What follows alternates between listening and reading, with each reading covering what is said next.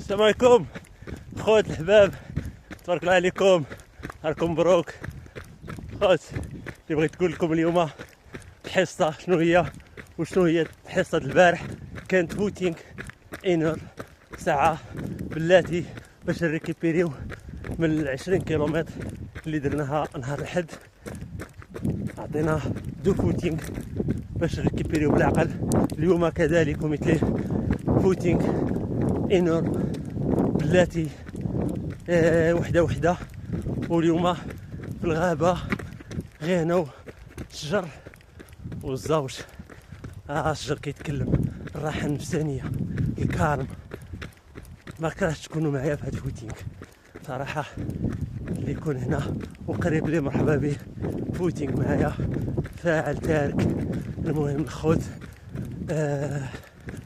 وبغيت نقول لكم فوتينغ اليوم دايرو مع 10:30 ديال الصباح. غتقولوا يمكن هذا حمق كيخرج في الصباح يجري. خوتي انا معود على هاد لي زونطرينمون في الصباح، لان ديجا سبق لينا درنا سباقات في الصباح. واليوم الفوتينغ بلاتي بالعقل ما يضرنيش. المهم النصيحه ديالي سمعوا ليها نتاع اللي بغى يدير فوتينغ يديروا قبل الفطور من الاحسن، لان حنا ديجا معودين سبق لينا جرينا.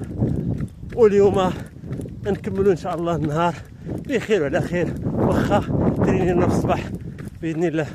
خوتي حبابي نوضوا ترينيو، واللي بغى شي نصيحه مرحبا.